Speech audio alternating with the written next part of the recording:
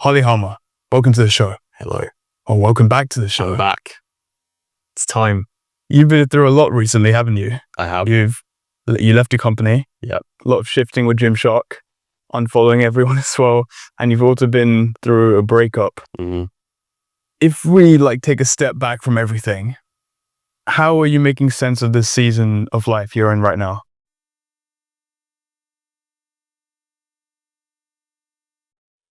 I would say I've made decisions recently that are tough, but I would say they're ones that I've been putting off for a long time and things I've thought about. So I would say, although things maybe from an external point of view seem like everything's going wrong, this guy's gone insane, you know? But in reality, I'm actually taking action on the things that have been disturbing me for a while. Okay. What in particular has been disturbing you about all these things? If we go one by one with each thing, what was disturbing you about Lucid, which made you want to leave ownership of the company? So I wasn't doing a lot of work, first of all. So that was getting to me because Leo was doing all the work for it. So I was like, this doesn't feel right. I'm jeopardizing my friendship right now. And that's what I care more about. We got into this because we wanted to make money and be friends at the same time, doing something that we enjoy. It was meant to be a fun, almost bonded on friendship. That's almost what we've realized recently as well. But yeah, so I didn't want to jeopardize our friendship because I wasn't putting in the same work that he was. But the reason why I wasn't putting in the work is basically I love the products. Don't get me wrong. It's an awesome product. But I just love black coffee too much now. I actually do love black coffee though. But I just saw it as the effort that needs to be put into this to make this do well isn't gonna give me the same returns if I put effort into something elsewhere. Selling a product, I think, is something difficult, and I also think it's something that I think it can hold you back a little bit when you're selling something online, especially if it's your own, in terms of growth, I think, at least. If you're constantly having to try and sell and promote this product. And I could be wrong about this. This is just something that it was bothering me, and I just wanted to make a decision. And I'm realizing, yeah, I could be wrong about that for sure. Lots of people sell stuff online and have their own businesses and still do really well and still grow. So it's not like it's impossible. I just, yeah, that's just the decision I came to. Yeah, I mean, I get the entire idea about it feels inauthentic a bit to be selling something that you've made it. You've built an account to a bunch of people and they look up to you in terms of where you stand, with the physique, you're providing motivation. It can feel kind of inauthentic to sell something to them. I've had the same thoughts, at least when it came to content, how can you sell something without feeling like you're just doing it for the money grab? And I guess the best way to look at it, at least in my opinion, is that if you define what grafter is, which is someone who sells a product that they don't use just in order to get money, that's what I deem as inauthentic. Whereas if you're selling a product that you genuinely believe in, that you actually use, I feel like it's a different look at things. I think you're right. I think the problem for me was I was just really struggling to make it feel authentic, authentically promote something. And I think that just comes from confidence, to be fair, and your ability to make good content. If you how good you are at selling something without making it seem like you're selling something. And yeah, I was struggling to do that. So I just thought, also, if I do manage to do this and promote it well and it goes well, I still just think I couldn't visualize the business going to a place where it was going to be great. You don't believe in the product? I do believe in the product, but there's a lot of competition. That everyone's made good pre-workouts. Let's say within the UK, loads of people have their own pre-workouts and they're all just great products. And you almost need to, it's tough because you can make a really good product, but all that marketing is about is how, like, what you can say about that to differentiate it. And just making a great product, you can't just be like, this is great. You know, you need to say this is doing this thing that other things on other products, on other pre-workouts aren't going to do. And yeah, it's tough because you can basically just make a terrible product, but if you can say some cool stuff about it, then that's how you're going to like make good money. And I just thought, I don't know. I do still believe in it. I think the concept of Lucid and it being like a nootropics company that's going to like help with your focus and your dopamine and all these sort of things, that it's going to help basically make your brain, turn your brain into monkey mode, and you're just going to be insane. I do think that as a concept is cool, and I think it could work, but I don't know, man. I just made the call. I want to focus on myself, to be fair, rather than this pre-workout right now. And maybe I'll come back in the future. Yeah. Maybe. Yeah. That you make a point there about how you just want to focus on yourself. There's been some time now since you've cut off all these things. Mm-hmm. What have you discovered about yourself ever since you have? Because you've not had all these things to focus on. Now it's just you. You stripped everything away. What do you think you've figured out about yourself?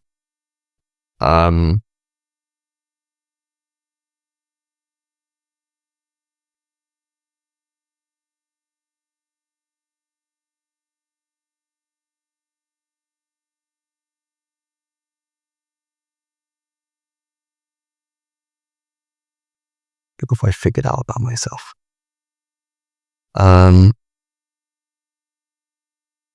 I think I've learned a lot about my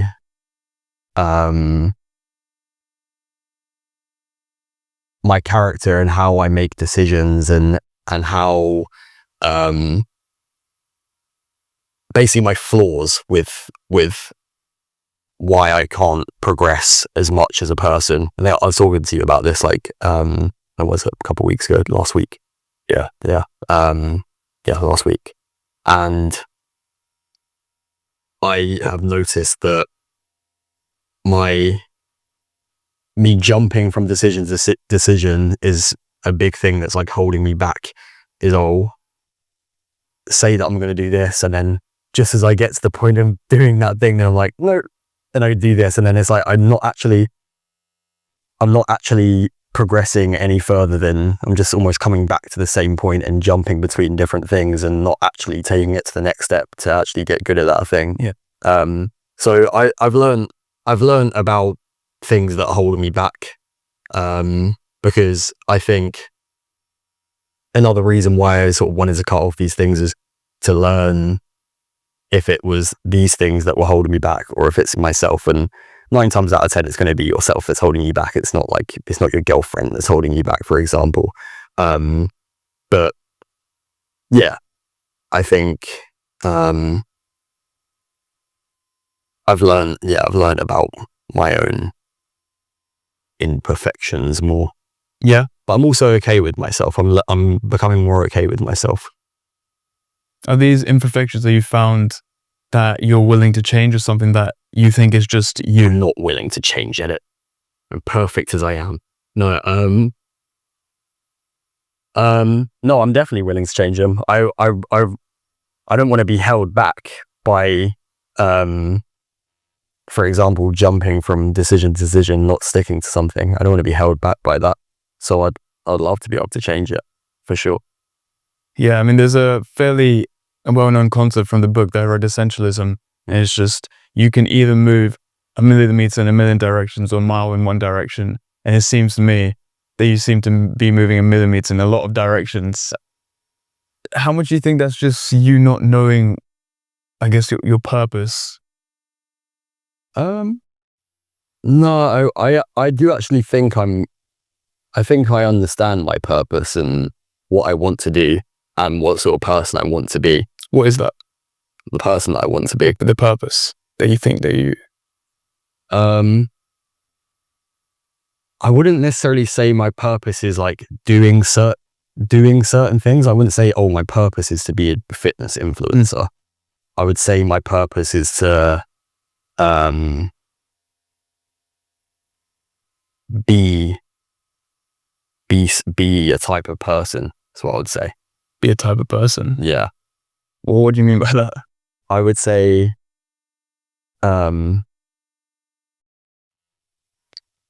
becoming an empathetic person, being an empathetic person,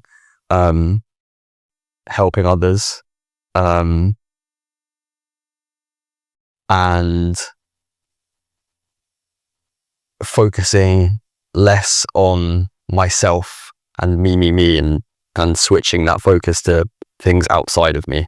I think that's like, honestly, the biggest thing that I want to work on is not putting my focus on me and who I am and what I look like and all these things, and focusing on being interested in what's around me and outside of me.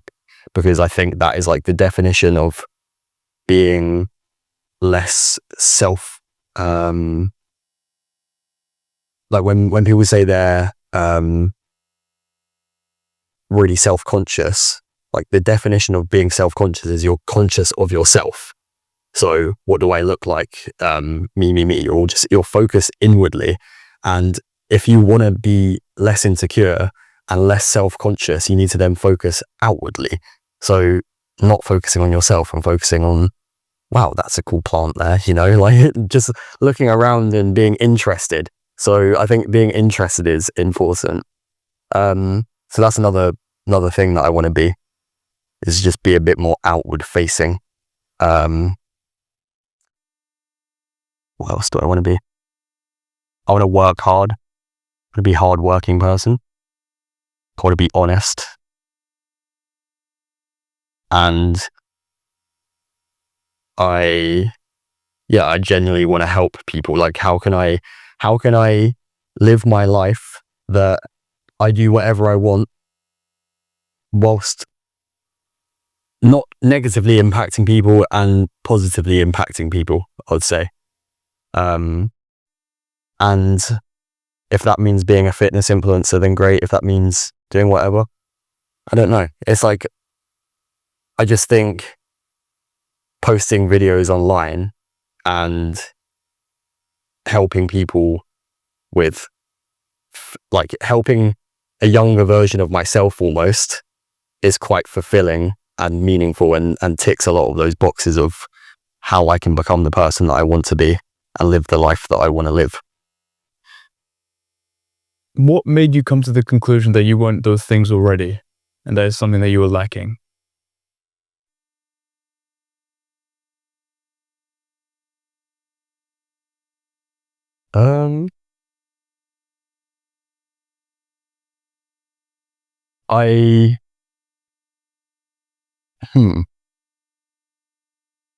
Sorry, wait, repeat your question again, please. What made you come to the conclusion that you weren't already those things, and that is something that you were lacking? I don't know what made me come to that conclusion. I always feel like a bit of a work in progress. So what, I wonder then, well, why did you come to the conclusion that you aren't an empathetic person, you need to become one?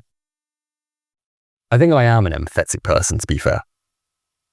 I guess it's just, I don't know, it's tough, because I would say I am those things. I would say I am honest, I am empathetic. So maybe I've made it. I've made it, bro. I'm there. No, I'm joking, but I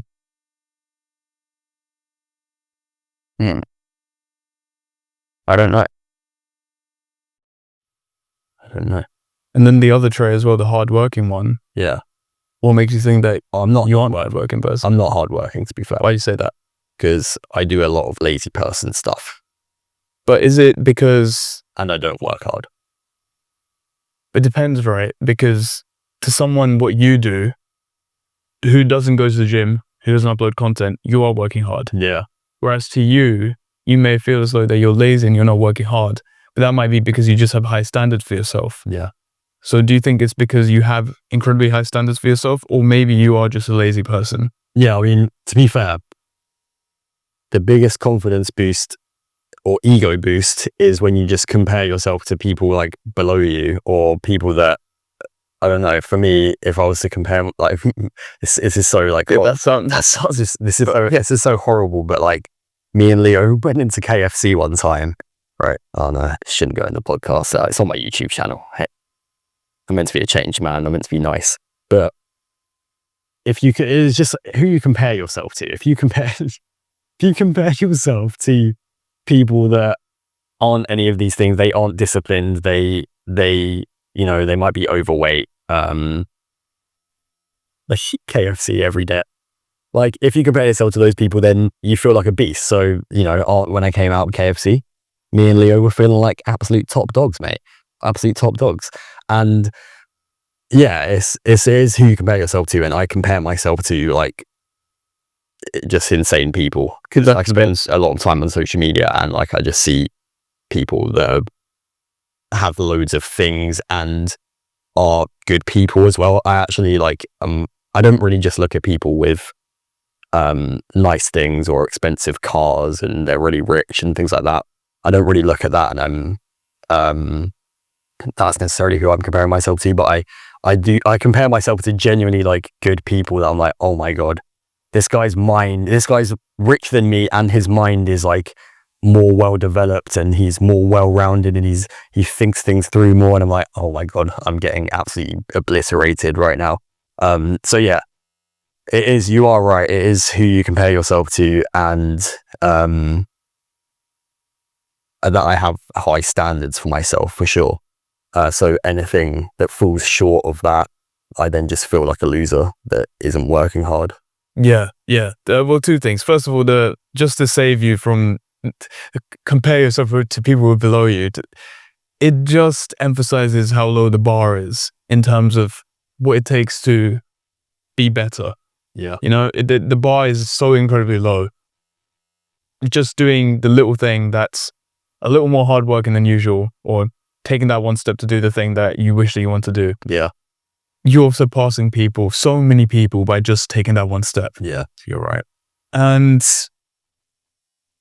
what was the second thing that you went into there? Sorry, I just lost. You're meant to be listening. I literally just lost my bad podcaster. Terrible, bro. What did I say? Positive ideal. There you go. Yeah. Essentially, with the high standards thing, and even getting to a point where you were in a better position and being in a worse position now, but even looking at people who are better than you essentially posit an ideal. You will then compare yourself to that ideal, and then in that gap, you'll find yourself lacking. So essentially, you need to, I guess, get past that. They're here, they're this great thing, and putting everyone on a pedestal, because instead of you looking up at them, you kind of assume that they're looking down at you. And then this idea that they're looking down at you makes you feel less. Instead of the idea of looking up at someone doesn't mean that you're way down below. It just means that you're in a place and you're looking up at someone who's above you. But that's not the problem. The problem is when you look at this person and assume that they're looking down at the position that you're in, which makes you feel less of yourself. Yeah. And that you maybe can't get to that place. Yeah. As well.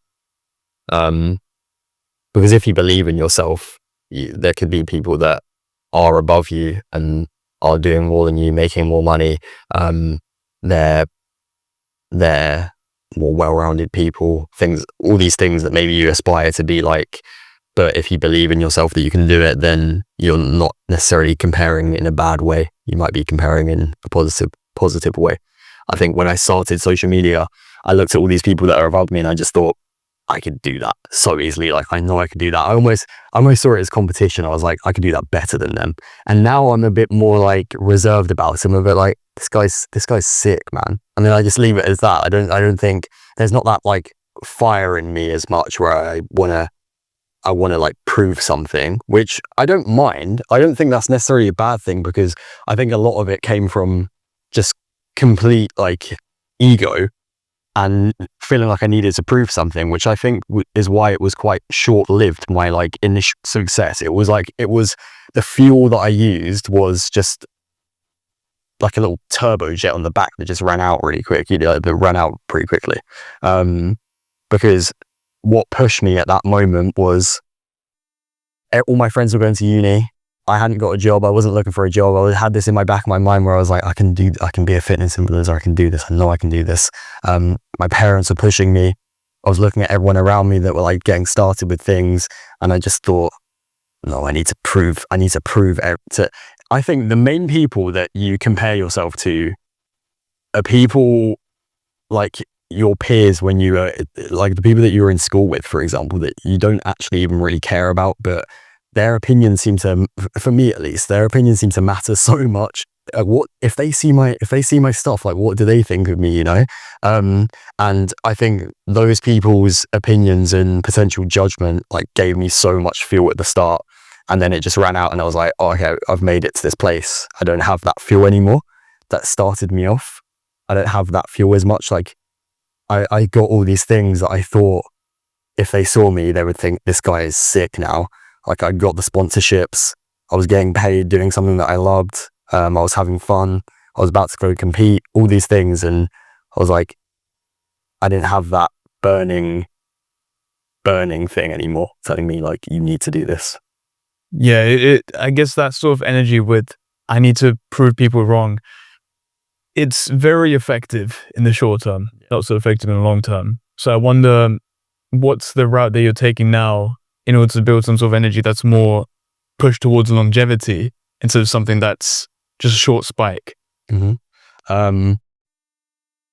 I would say just thinking about the type of person that I want to be and using that as a bit of fuel, and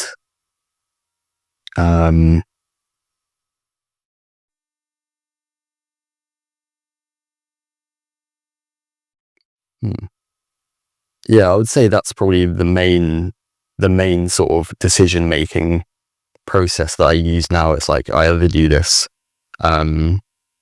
because this is the right thing to do and this is going to make me get me closer to the person that I want to be in this one moment, or I don't do it and it's not gonna, I don't know. I think that's the main decision making process I use. You're still a Gymshark creator. I see you got partnered with My Protein again. Yes. In many ways, that puts you in the middle of a status hierarchy. Competition attention is exactly what we were on. How has being paid less by Gymshark shifted your relationship with social media? Because when you then think to yourself, if I upload more, spend more time on social media, I could make more. So how has that changed your relationship with social media? I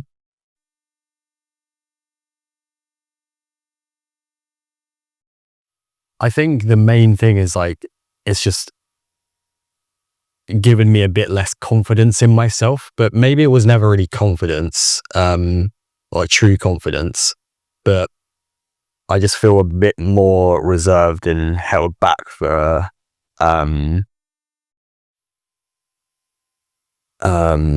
wanting to post, because I'm just like, I just feel a bit washed up sometimes and just like, no one wants to watch me anymore.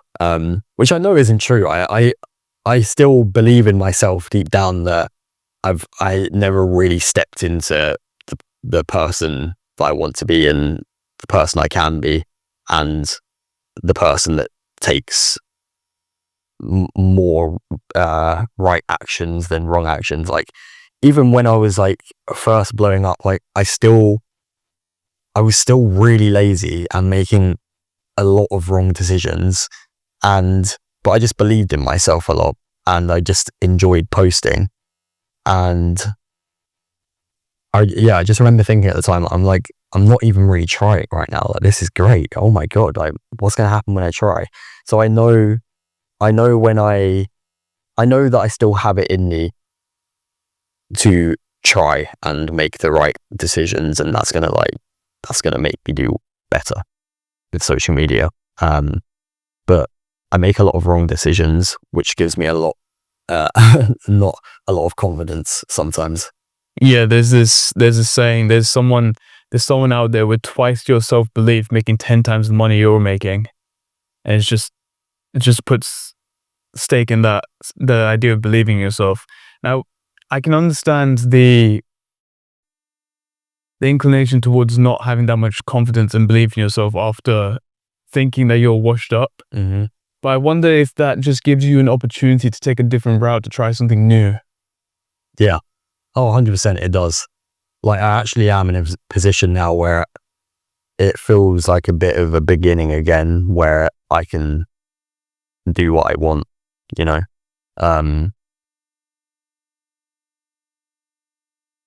I do want to make more content that is, I've always wanted to make more motivational content. I love motivational content, but I also know that a lot of motivational content is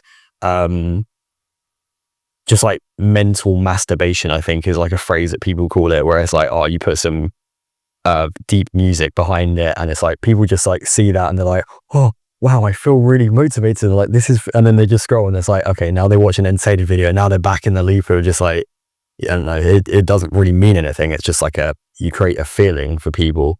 So that's like, it's tough because I always used to think I want to make this motivational, really helpful content, but how much is it actually going to help someone?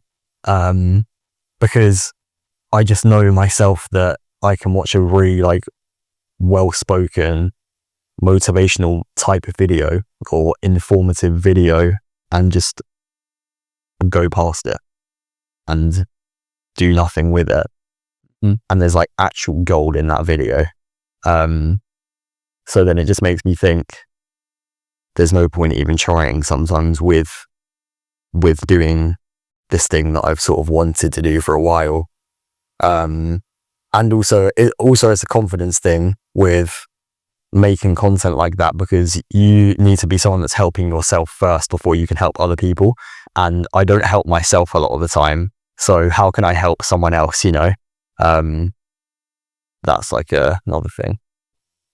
Okay, I'm going to have to push back on you on those points. So first of all, about the not making content because you think, not making that sort of content because you think people are just going to scroll past it, even though it's a gold mine, and they might not actually put those actions into their own life. If we take that sort of logic into another situation where it's like, I'm not going to start content because no one's going to watch. It's like, what? No. Yeah. You keep doing it, people are eventually going to watch. Yeah. It's the same thing with this. You having the assumption, you've already created a sort of reality where it's like, oh, if I do this, and this is what's going to happen. Yeah. I like to think about it in the way, I did this a lot in terms of making decisions towards pursuing particular things. So when I went to get Joey on the show, for example, when I went to Nottingham for the first time and I saw him there, it was like it was terrifying to an extent. I was really nervous about going and asking him, like, what if he said no? But then the what if he said no, the what if, it's like, this hasn't even happened yet. Yeah. It's not real. What's real is that I haven't done anything. Yeah. The only way to know if what's going to happen is by actually going up and seeing what's going to happen. It's the same thing with this sort of content, where it's like, you don't know what's going to happen until you actually don't do it. If it's going to help. And the thing is, you're right, because I get messages from people all the time saying, like, I just watched a YouTube video, like, that really helped me. I'm in a bit of a bad spot right now, and this part where you were talking about this, like, really clicked with me, and I wasn't even really trying to help someone in that moment, but you don't even realize that the content that you make, this is the thing. You're right, because it's all just, this is the problem with life. Like, it's all just your perspective on situations that's going to lead you to taking the right action or the wrong action. And my perspective being, oh no, but it's not going to help people, that leads me to taking the wrong action of doing nothing. But if my perspective was, all right, some people are going to watch this and it's going to really help them. Some people are going to watch this and that is not going to help them. And some people are going to watch this and just think, oh, that was right. And then just like move. Like, you can't change what people are going to do with your content. And it's just tough, because when my mind just changes on things a lot of the time. This is my problem. Yeah. That I will flip from one perspective to another. This is like therapy right now, bro. Some points are old, guys. That my mind will flip from one thing to another, but this is the right place my mind should be in to lead me to making the right decisions in my life.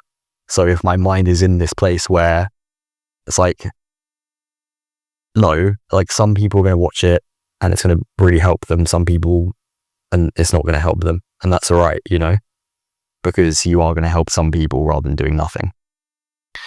I wonder how much of this is wanting to have an illusion of control, because you could go down a particular path of where you want things to go, and then you find the perspective that, oh, this could happen, this could happen, this could happen. You have no control of those outcomes. And then you go into something else where you think you might have some control and then find out, no, you don't. And you move to something else. How much you reckon this is just you wanting to keep this illusion of control, that you can keep everything in a vacuum? Like, if I do this, this is the outcome I get. It's a very logical approach to things, but frankly, life is very illogical. Yeah. So how much do you think is that you wanted to maintain control over particular things?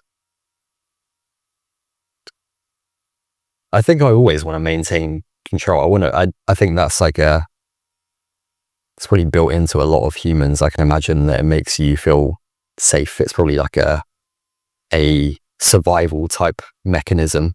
Yeah, I don't know. I think I've always wanted to feel like, oh, if I do this, then I get this. That, like, I know that this is the outcome of this. But yeah, you're right. Like you don't know always the outcome. I think with social media though, it's weird. I'll post a video and I'm like, just know this will work. I know this will do well. And that does happen a lot. But then also there's some videos that do a lot better that I just didn't think would do well in that moment. So I guess I'm not a mastermind. I don't actually always know. But there are times where I'm like, okay, I know this will work. And I love it in those moments because it makes me feel like I have control. I'm like, oh, okay, yeah, if I just do this, then this will work and I can make something of this. So yeah. Yeah, the people wanting an illusion of control is something, you're right, like it's something a lot of humans have. Everything I'm saying, by the way, it's not like you should do this. I just like to provide nuance in a situation like this. In the book, again, a book that I read, it was 4,000 Weeks by Oliver Berkman. And it's essentially a book about the fact that we have 4,000 weeks to live. You can't do everything. And we have this illusion of, we have this unlimited amount of time when we don't. Like, we are going to die. Yeah. So focusing on the things that matter instead of the things that don't becomes more important.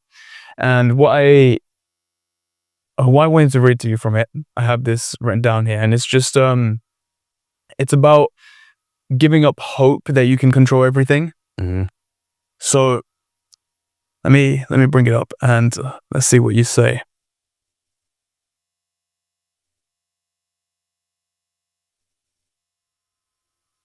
Here we go. Giving up hope does kill you. It kills the fear-driven, control-chasing, ego-dominated version of you. The one who cares intensely about what others think of you. The one that's scared of disappointing anyone or stepping out of line. You find the civilized you died. The manufactured, fabricated, stamped, molded you died. The victim died. And the you that remains is more alive than before, more ready for action, but also more joyful. Because it turns out when you're open enough to confront things how they really are, you're open enough to let all the things that are good in more fully too, on their own terms, instead of using them to bolster your needs to know that everything will turn out fine. And it's just this idea that giving up hope isn't necessarily a bad thing, that you can control everything. And we like this idea of, I can do this and get this outcome. But giving up hope that we can control these things allows us to take more action in the right way. With things that align with us. Yeah, in reality, instead of things that aren't in reality. Yeah. No, 100%. You are right. If you have it's almost like having no expectations of things. I guess it's similar to that. And if you have no expectations of how things might lead and no hope and desires of outcomes, you just do things. And I think that's the life that you sort of want to live, is just a life where you just do a lot of right things that align with yourself a little bit. Yeah. When I had Harry on a couple of days ago, he talked about when he went to Thailand, there was a bunch of Buddhists around there, and they all had this approach to life, which was more, I care about the way that I'm externally helping people instead of internally looking at myself. Yeah. So their actions were more, they felt as, because they all believed in karma, they felt as though that if they weren't kind towards the outside world, it wouldn't be kind to them back. And I guess it's the same sort of. So then he's still doing it for themselves, though. I feel like you can't ever do something purely for someone else, because you still always do it for yourself in the end. So they're still doing it for that karma, you know. And because they think, oh, if I don't do this, then I'm not going to get that good karma. So it's still about them. And it's like when you donate some money to a charity, it's like you're not, okay, you're doing a good thing, and that's great. Like giving money to charities and doing things for people that are more in need than you is a really good thing. But you're still doing it for yourself a little bit, because it's like, you know, maybe you want to give some money because you know in yourself that makes me feel like I'm doing something for society, and that makes me feel like a good person, and then it makes me live my life and feel less guilty about things, so then I can live a happier life and I feel more content. And in the end, it's still, that's your thought process. You can't help but think about how your decisions are gonna lead back to how it's gonna benefit you. I think I think at least that is for basically everyone ever, but I could be wrong, but I do think that is the case. You do make a good point. I wonder if it's just humans are inherently selfish. It's just this, we all want to do things particularly for our own benefit. I wonder if there's anything, I then wonder if there's a truly selfless person, it would be someone who does things that benefits everyone else but hurts them. Yeah. And I think that exists. I think that exists in, at least when you think about family dynamics, the husband goes out to work, at least a typical neutral family dynamic. Like, I don't know what goes on now, but the husband goes out to work, but he's sacrificing, spending hours making money to provide for his family. And I don't see what benefit he would have to himself other than his family is getting the provision that they deserve to look after them. I see it as how would he feel if he wasn't doing that? And that's why he's doing it. Is because how he would feel if he wasn't doing that would probably make him feel bad and feel like a loser that's not providing. So he's still doing it for himself. I genuinely, right. It's like wholeheartedly, everyone still makes decisions for themselves, even if it really seems like they are doing things for a lot of people, but they're making that decision because they chose to make that decision because that's what they want to do, and that's what they feel like they need to do. Okay, you make a good point. It's more like it's a deeper rooted issue. Yeah. Than something that's more surface level. Like, I'm doing this for my family. Yeah. But no, you're doing it so that you don't feel like shit. Yeah. It's probably just a survival thing, you know? It's like that's got to be so deep rooted in us. It doesn't make sense to for example, let's say you had this, like, you had a lever. I think there's this train example. The trolley problem. Yeah, but if let's say you were on the train track and the lever was next to you and you could change it so it runs yourself over, right? The train goes off in your direction and runs you over instead of runs this other person over, maybe someone that you love or anyone really. So the reason why you wouldn't do that would be because you care about your own life and you want to live your own life. But the reason why you might do that is because the guilt of that person dying, and you could have done something about it, you wouldn't want to live with that. You wouldn't want to live with that. So it's still, in that moment, it's still, but that's not even a survival thing though. Do you think there was ever a point where, I guess, your career became your identity? Yeah. It took your self-worth a lot from, I remember, maybe it was Harry who was telling me this, but there were times where you were complaining whether you thought that you weren't big enough. I'm guessing you were comparing your physique to other people. Was it because you took your self-worth too much from your career, your physique? And how did you deal with that, if you're aware? Yeah, bro, 100%. Like, my self-worth came from how I looked and my career. Like, I think it probably does for a lot of people, to be fair. But for me, definitely I realized that after my show, when I started getting like so bloated, like eating loads of food, I was like, oh my God, like I've lost myself right now, because the person that I thought I was, I'm actually not that person right now. And yeah, that's kind of a bit of a pretty like horrible spot. You literally completely lose yourself. But I think it's also quite important for people to like go through that, because then you just realize that, I guess, that your self-worth came from these things that weren't in your control, which is sort of,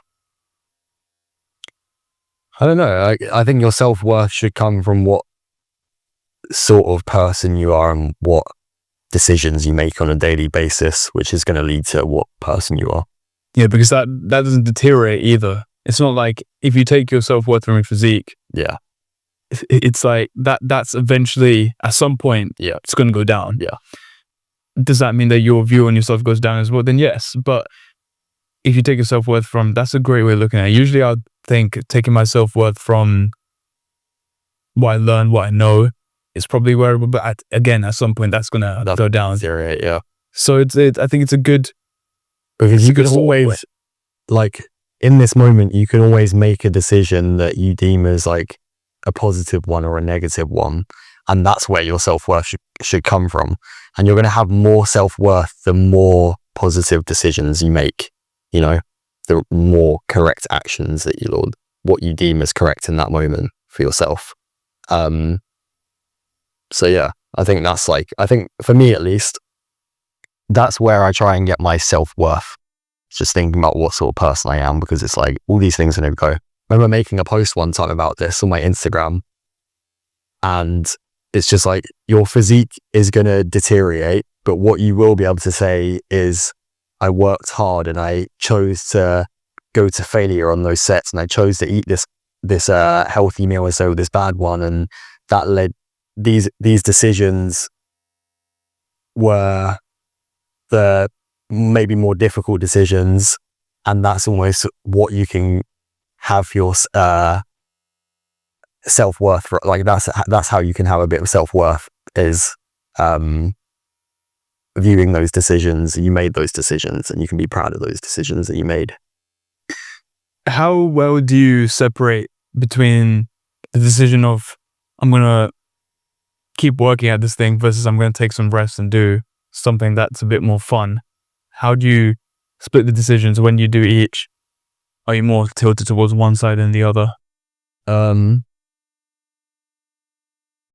Yeah, I would say I'm quite a balanced person though. I would say once I've done something that I deem as, this is something that I needed to get done and this was difficult and I did a good job at it, then I always like want to then do something fun, and like want to,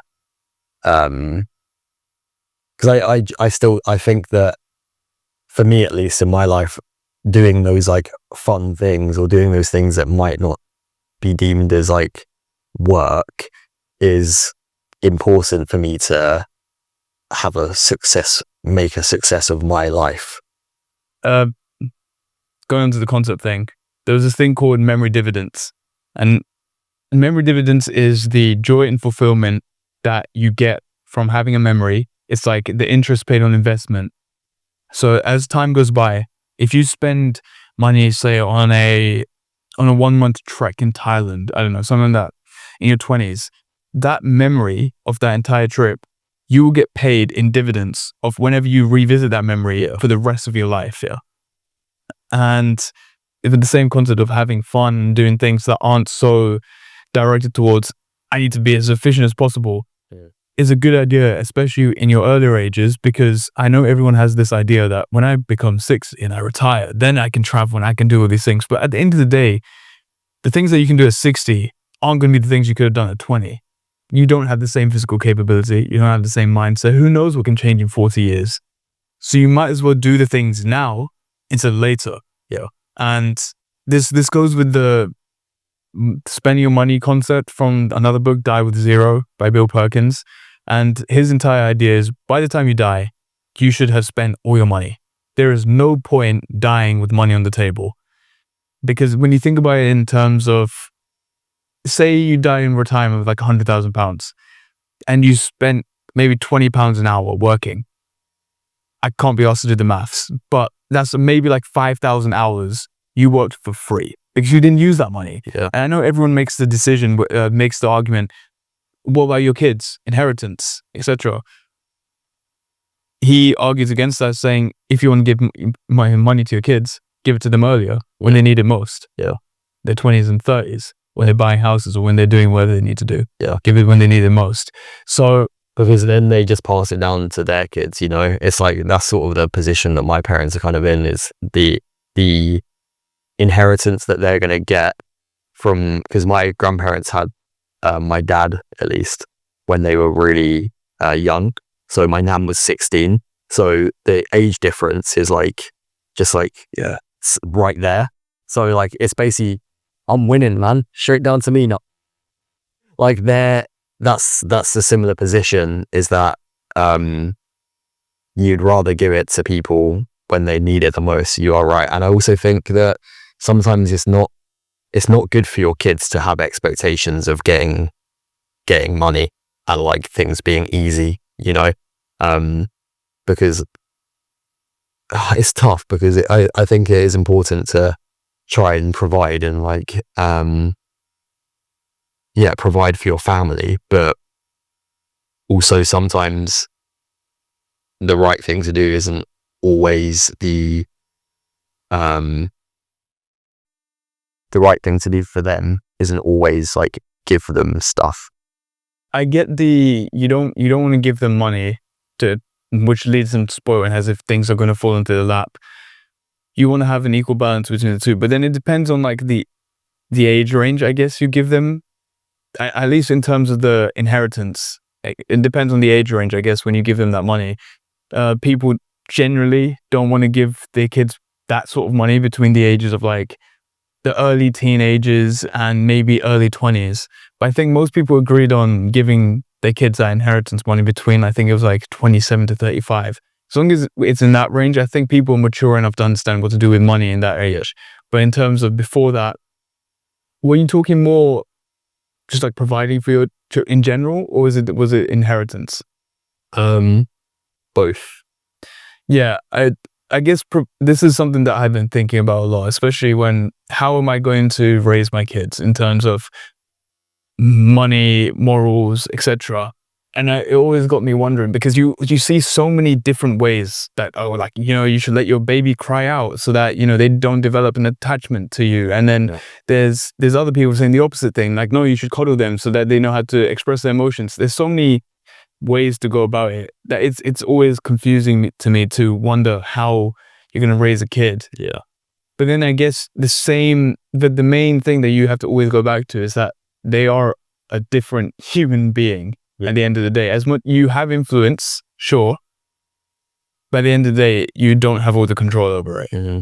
And I think that's something I've been trying to come to terms with. Or what do you think of like the sort of morals that you want to put into your kids? Yeah, I think you're right. I think you can just do what you think is best, but what you think is best isn't always going to be the best thing.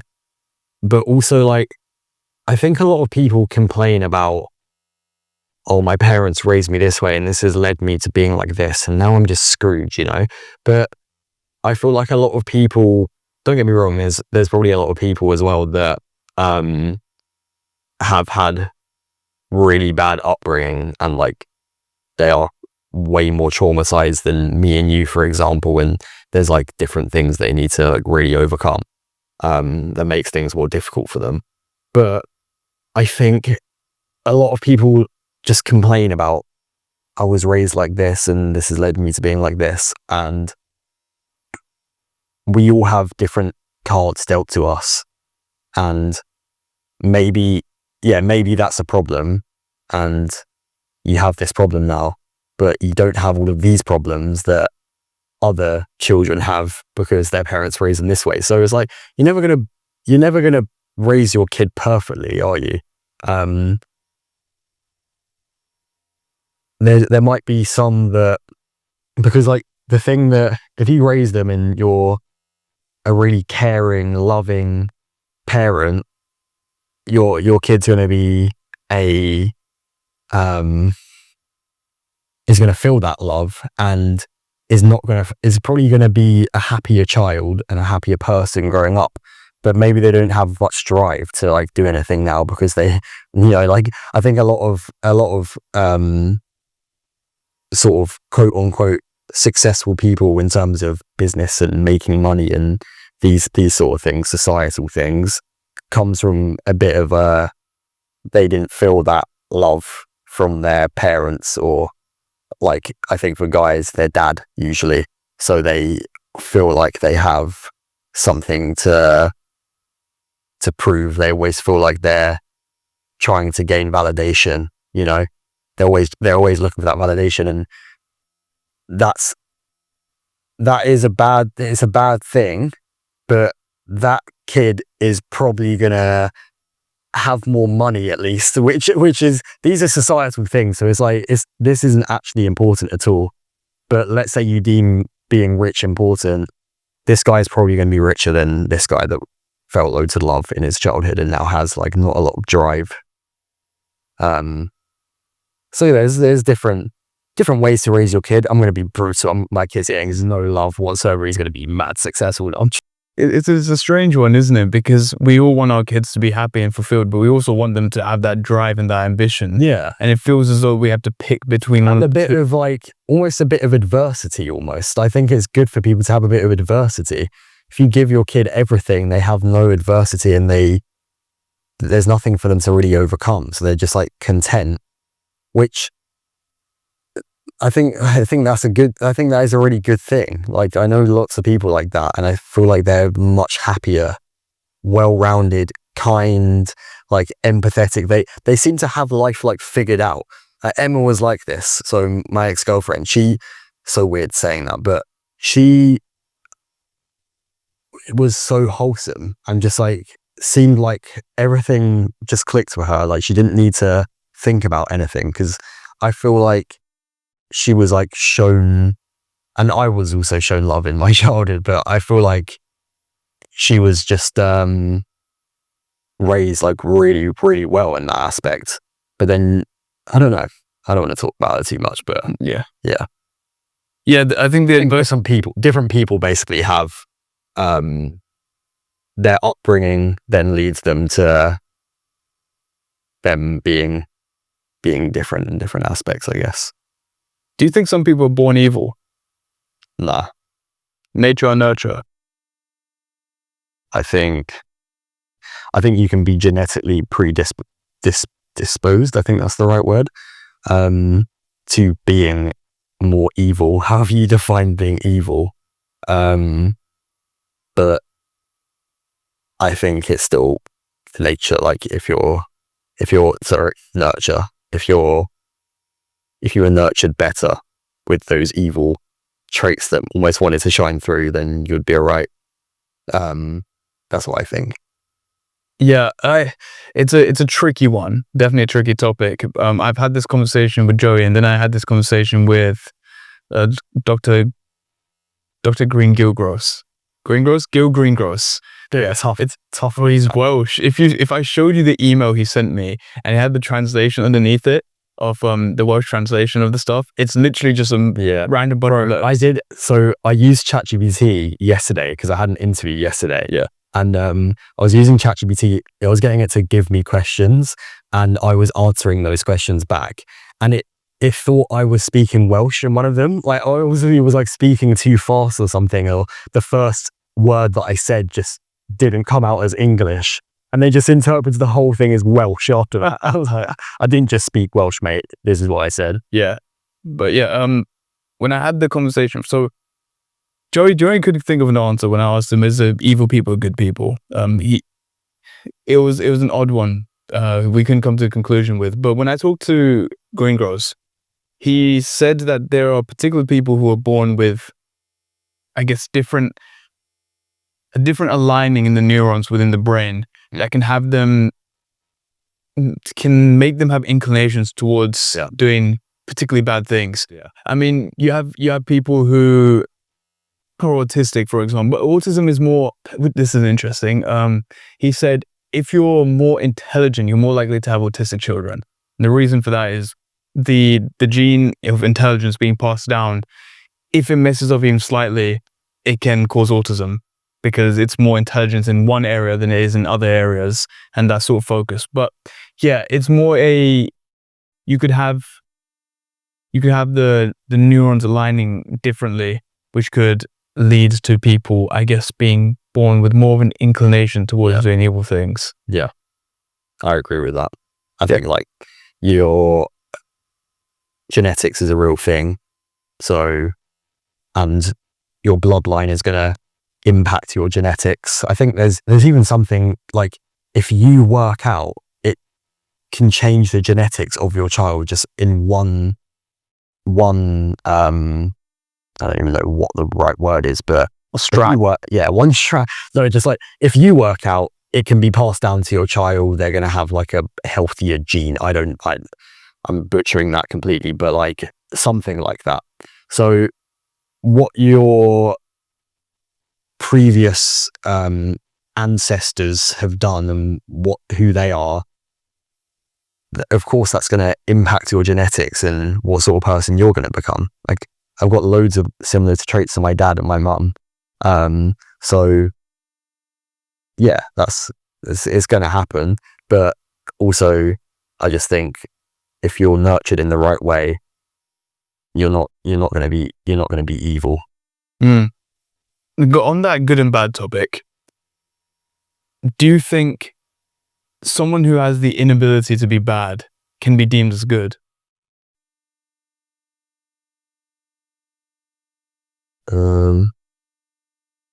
The inability to be bad can be deemed as good.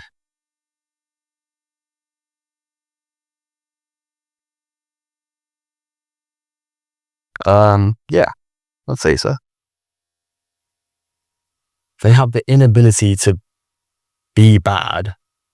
Essentially, it's this: if they can't be bad, then them being good, there's no nobility in that. It's just the baseline. Like, they're just good. Yeah. They can't be bad. Yeah. Whereas the person who can be bad and chooses to be good, there's nobility in that. Yeah. So you can deem them a good person. Whereas the other person hasn't got the option to be either. He hasn't got the option to be bad. He's just good. Yeah. So can you really call him a good person? So it's almost like you only call someone a good person if they make the decision to be good instead of being bad. But no, I kind of disagree. I think someone that has the what is the, like, how does this even work? Like, why is this a question? What do you mean? I just wonder why this is a question. So I guess Peterson had this idea that if the rabbit was unable to have something to do with the rabbit, damn it. If a rabbit was unable to be bad, unable to kill, is the rabbit good, like, morally? And he takes into people. If you have the inability to say, like Joe Hudson says, if I can't trust your no, I can't trust your yes. So when you say no to something, having the ability to say no, if I can't trust that, then I can't trust it when you say yes to something.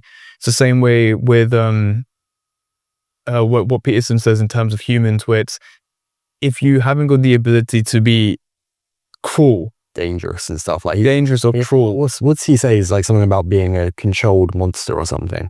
Yeah, I guess so. Yeah, that is essentially like where we're going with this. If you have the inability to be cruel, is you being good? Does you being good have any value? Because you have no other option, which is where it like stands on. Are you a morally good person if you can't be bad?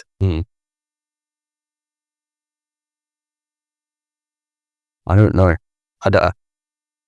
Bro, I don't have the brain cells to ask that one. I think that's such like I think that's just like a question that isn't based in reality. So it's just like, I guess so. You know T.S. Lewis, like guy who wrote Christmas Carol. I know Christmas Carol. Yeah, but he wrote it. He had this idea, which I think went against what Peterson said about the rabbits. If there's a nuance here, and this is exactly what he says. He says, "No man knows how bad he is till he has tried very hard to be good. A silly idea is current that good people do not know what temptation is. This is an obvious lie. Only those who try to resist temptation know how strong it is. After all, you find out the strength of the German army by fighting against it, not by giving in. You find out the strength of a wind by trying to walk against it, not by lying down.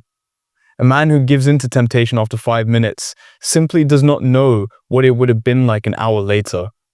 That is why bad people, in one sense, know very little about badness. They have lived a sheltered life by always giving in. We never find out the strength of the evil impulse inside us until we try to fight it." yeah.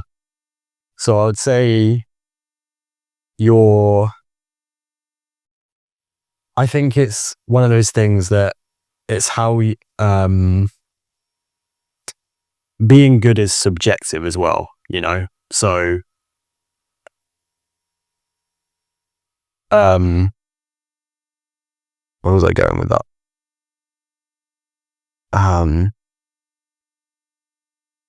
Who defines what good is, you know? So it's like, being a good or bad person, I think, is kind of defined by yourself. So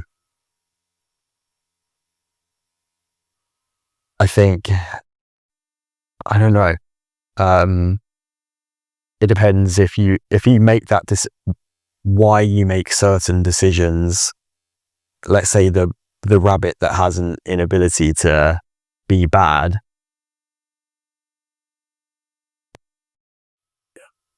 What is bad? Like, is that bad from an outside perspective? Is there good and bad is there like, this is good and bad in society, but does the bunny himself or herself have a good or bad inside of his or her head, you know, that says like, okay, this decision is good or bad, but both of the decisions by society are both good, for example, you know? It's like, who defines what good or bad is? Yeah, this is a good. Bro, this is so like, this is a really good topic branch, because when I literally had this conversation with Harry, and I have it with him all the time at the gym. It's like, what do you define as normal? Who defines what normal is? Yeah. Like, is it from you? Is it from society? Because you could go to society and what you deem as normal may not be normal to them.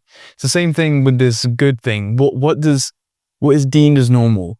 And I guess, good was deemed as good. And I guess in this case, at least my initial take would be, what would good be? Good would be what society deems as good. And in this case, it's like, don't murder people. You know, that's probably a good idea. That's something that people would define as good. And a couple other things, like laws are put in this place in particular. But then, as you said, it's subjective, right? Because someone who murders someone may not, to an extent, know that what they did was a bad thing. I think that it's bad, yeah. They may think what they've done is a good thing. Yeah. I watched this one movie, and basically it was a police officer, the caller person on when you call 911. Yeah. He was on call with this woman, and the entire plot was like, oh, she got kidnapped by her husband, but actually what happened is that she's insane and she killed her child, and the husband was trying to take her to a mental asylum. She had this intention that, oh, the baby was crying, the baby has snakes in its stomach, so when she assumed that, to stop the baby crying, she killed him, pulled his intestines out because those were the snakes.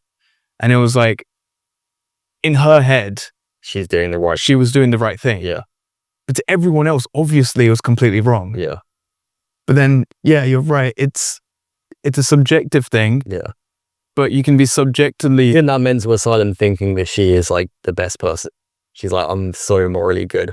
But then you can be subjectively right and objectively wrong, which is exactly what happens in that situation. Yeah. So I think there's an objective moral good. Do you think that objective is based on what society deems as objective?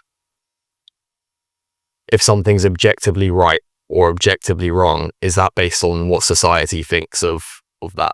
I guess so. It's based on what society believes is good or bad. And then again, you could go on the basis who decides that, like, because we could go on like laws and stuff like that, but then that's decided by the government.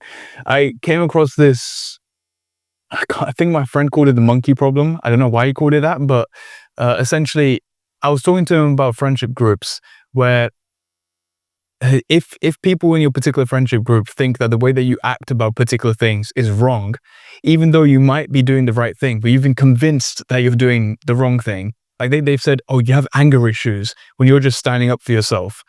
I was talking about it in that context. He was like, imagine you went to a different society and they all said that killing children is okay. That's just something they do. Does that mean that it's morally right? Like what?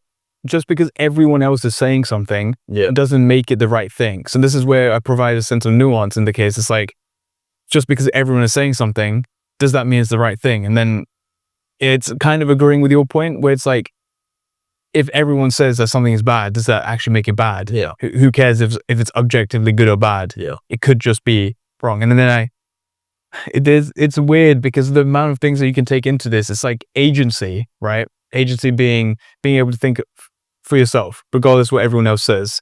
There's that one image with the guy standing against millions of people in a crowd saying, yes, you're all wrong. Yeah. And it's just this, it's a weird philosophical one, right? Because it's not very practical. It's more like, this is what you believe. So it's hard to dictate it, because if you think in extreme levels where it's like murder, it is objectively wrong. Disagree. What? Go on, tell me why you think murder isn't objectively wrong. Because it depends why you're doing it.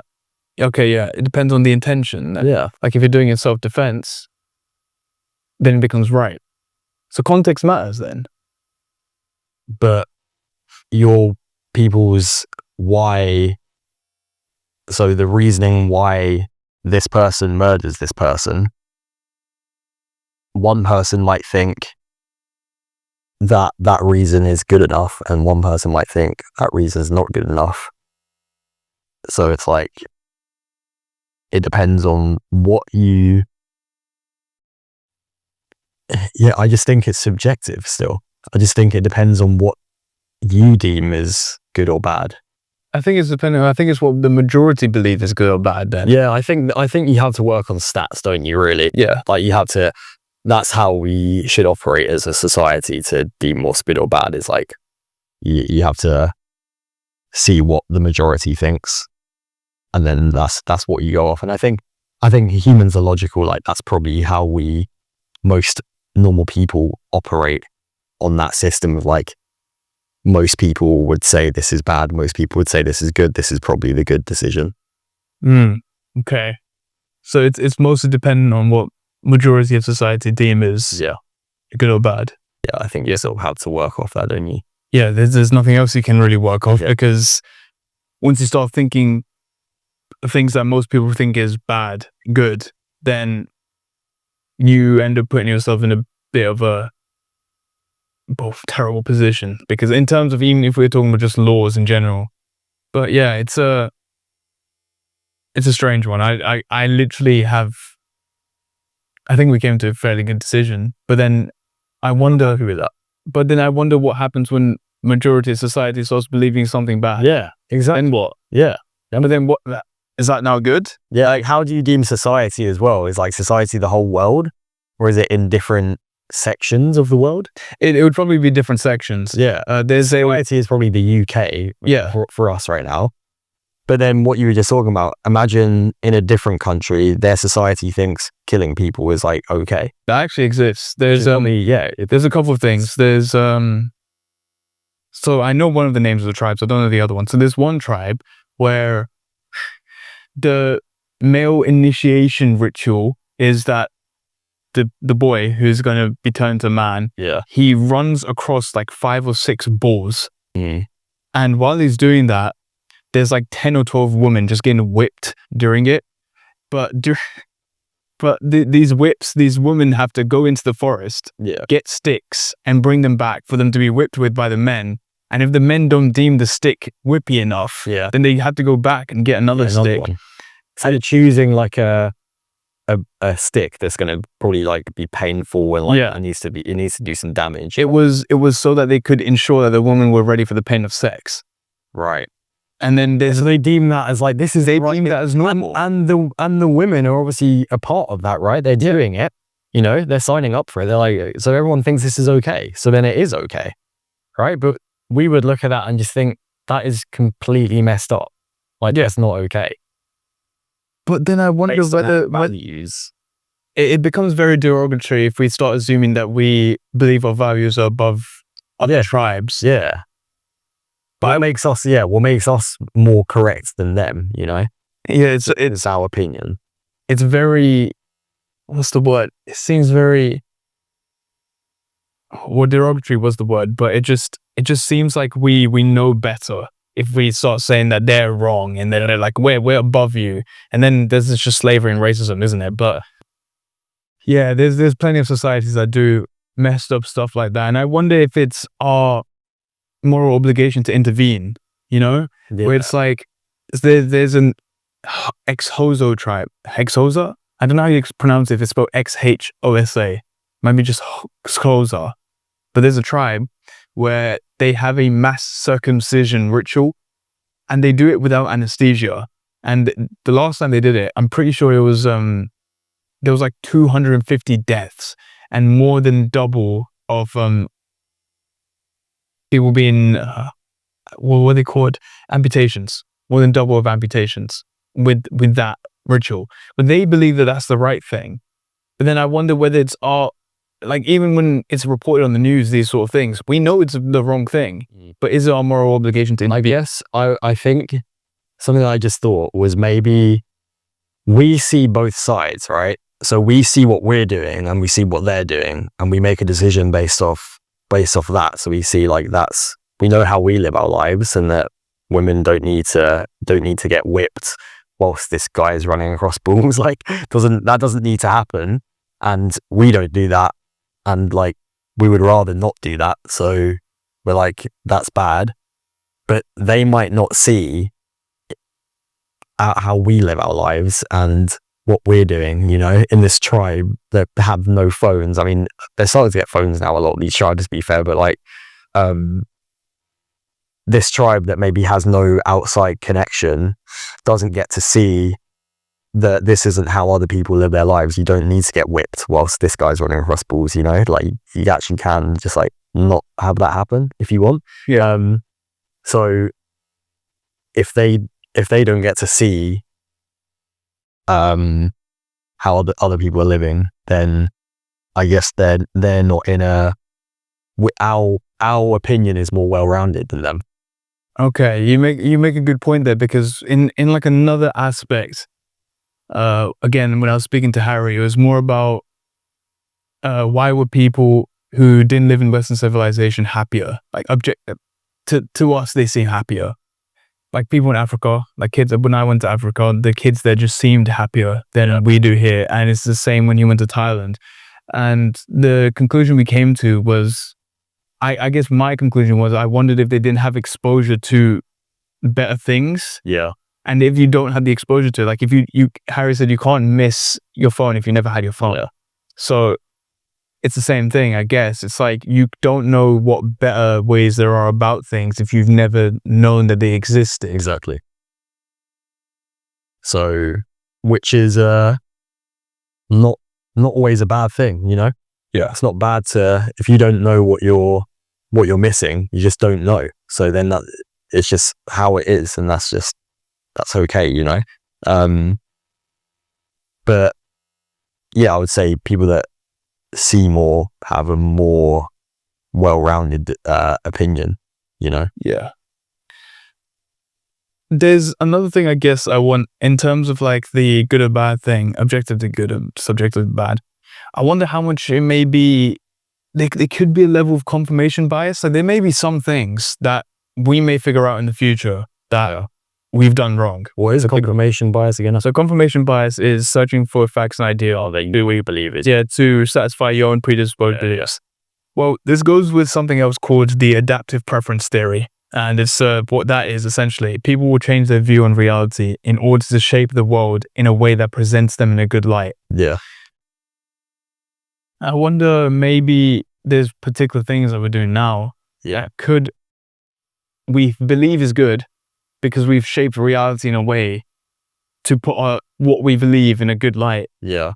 But then only to find out that we're doing something wrong. I mean, we can even kind of condense it down to only ourselves. Yeah. What is something in our own lives that we have convinced ourselves is the right thing because we've curated reality in a way to put ourselves in a good light?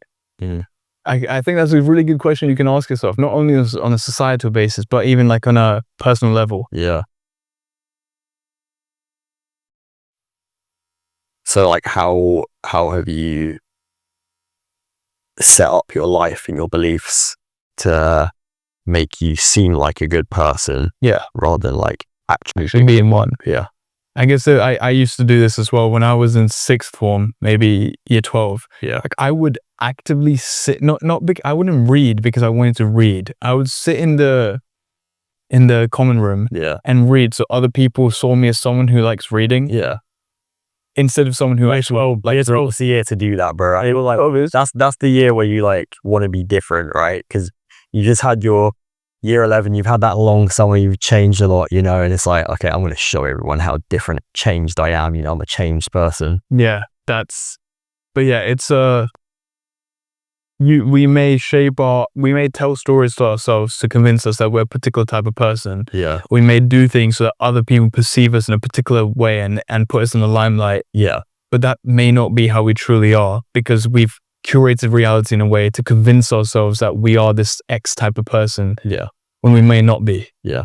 No, I think it's just, I guess it's as simple as like you're doing things for other people in a sense, and you're doing things for other people, and other people's opinions are what matter. And I think this is something that's difficult with social media.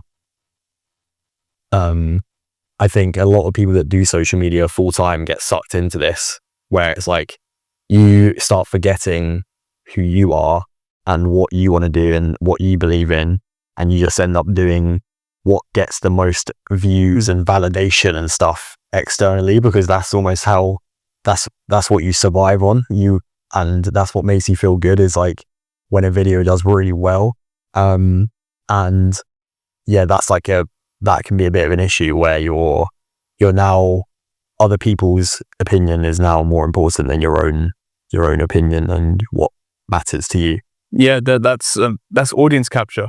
Yeah. It's being captured by your audience in terms of what they like instead of what you like. Yeah. And then you start curating everything towards what they like. This is tough though, because I think it's important. Like, you make content for other people.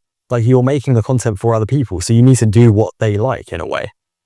Like full day of eatings, for example, for me, I don't feel like that's my purpose, and like this is like something where I just love doing this, but like people want to see it. So I just feel like sometimes, or people are actually asking, oh, what do I eat? So let me show them what I'm eating. And it does well, you know? So there's, again, I find I spoke about this last time with social media. There's two ways to go about it. You either do exactly what you want to do and whatever you're passionate about, which could lead to inconsistencies and just, you being a bit all over the place, but you're just doing what you want, or you're a bit more business minded about things and think things through a bit more of like what works, and you focus on what works. And I that's how I started social media. Was I listened to Alex Hormozi like so much, and that guy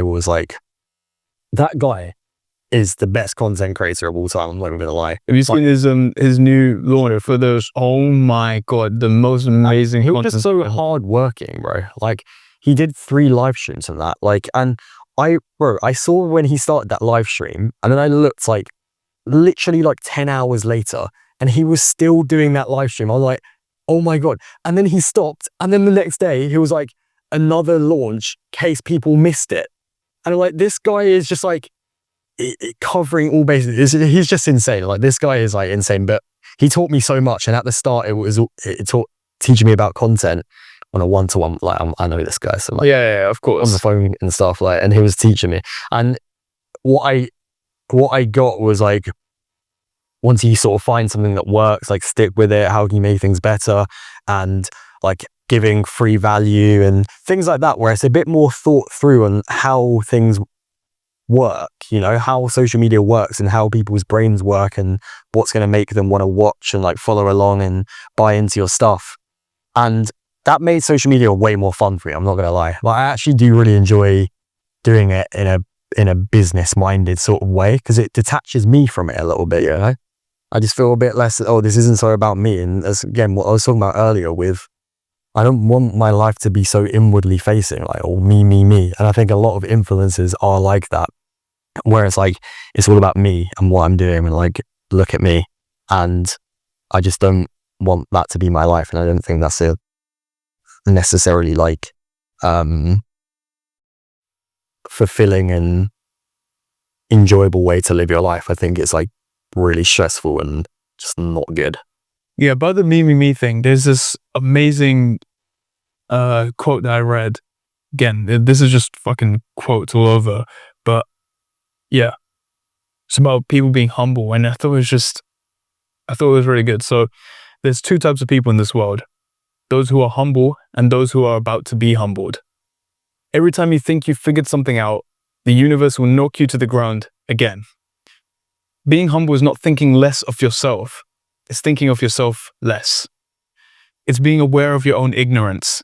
According to Socrates, this is the only path to wisdom. You can do nothing to change the world. You can only change yourself. And strangely enough, this will change the world. The more kind and responsible you become, the more freedom and opportunity will open up to you. That's the... Bro, that was straight bars. The bit where you said, well, not you, but in the quote, where it was like, it's not about thinking less of yourself, it's thinking less about yourself. Like, that's just complete bars. You're not thinking less of yourself by thinking less about yourself. Like, that's not what's happening there. You're just thinking less about yourself. It's not all about you, and that doesn't mean you think you're less of a person for that. Yeah, it's bars. If this podcast were the last thing that you ever did, yeah, what's a piece of advice you'd leave to everyone? I would say, first of all, I don't have stuff figured out, so probably don't listen to my advice quite yet. And I would also preface it with, I'll just preface my advice first of all, and be like, I'm 21, like, I'm not that sick. So I would say that first of all, and I would say it's tough because I wanted to maybe say something about like what's on my mind right now is what we've spoken about, but that doesn't necessarily mean I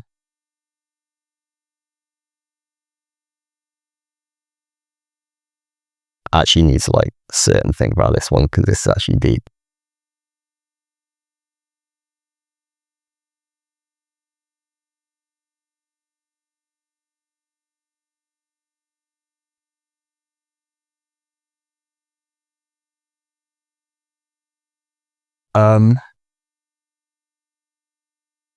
All you have is right now, and all you can do is choose to make what you deem to be the right decision right now. And I just think that's really important, is not focusing on the future and what's going to happen or what has happened, and just all you have is this moment and whether or not you're going to make the right decision right now. And you can base your self-worth off of that and the actions that you take right now. And that's also what's going to, like, I just think so many people are one good step away from getting that momentum to get to the place that they want to go. And that's going to make them feel better and more fulfilled. Momentum is such a huge thing that, for me, for example, I think some people, maybe momentum is a bit more important than for other people. But for me, for example, once I make one good decision, it's so much easier then to make the next good decision, and they then become easier and easier and easier. And you're one step up. The first step is the hardest step. And then think about, this is the amount of effort it takes for the first step. Then this is the next amount of effort. And then that's the next amount of effort. And then each sort of action takes less effort from you, because as you build up those actions, you then start viewing yourself as the type of person that makes the right decisions. And it becomes easier to make those right decisions when you now have your habits are based on identity now, you know? Because it's hard to make a good decision when you view yourself so negatively. And yeah, just take the right action, make the first step, and you wouldn't believe how much momentum that can give you then to make the next right decision and to become the person that you want to become.